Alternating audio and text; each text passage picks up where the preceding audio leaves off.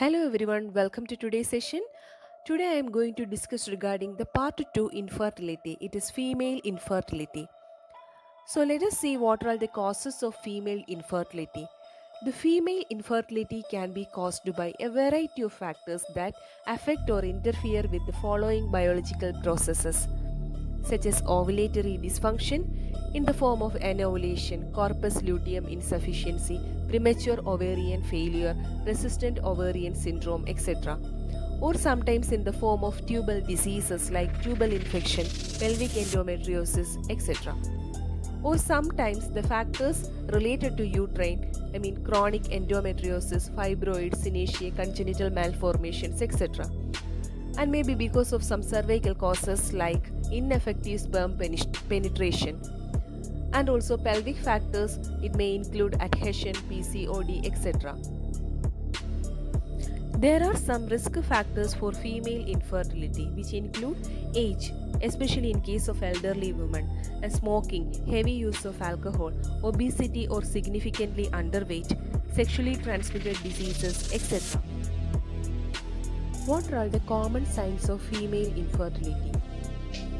The signs include irregular periods, painful or heavy periods, symptoms of hormonal fluctuations like skin issues, reduced sexual drive, facial hair growth, thinning hair, weight gain, pain during sexual activity, etc.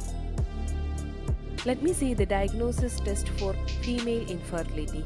It may include menstrual history, cervical mucus study, vaginal cytology, dilatation and insufflation test, saline infusion sonography, sonohysterosalpingography, falloscopy, hormone testing, genital ultrasound, hysterosalpingography, laparoscopy, ovarian reserve testing, etc. What are the treatment options? The drug used for stimulation of ovulation such as clomiphene, letrozole, HMG, HCG, GnRH analogs. For the correction of biochemical abnormalities, the drugs include metformin, dexamethasone, bromocriptine, substitution therapy, thyroxine, antidiabetic drug, etc.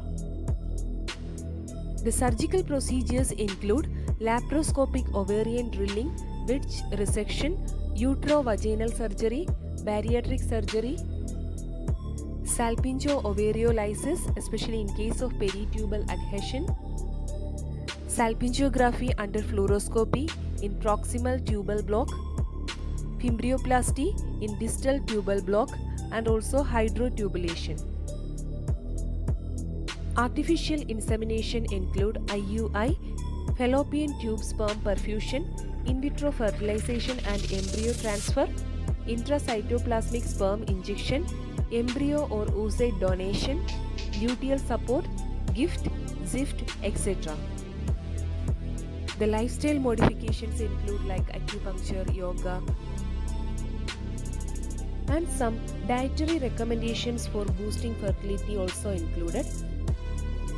Choosing carbs wisely by focusing on the fiber-rich food and also avoiding trans fat.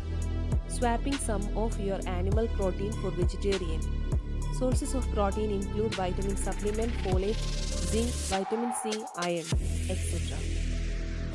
Thank you. Have a nice day.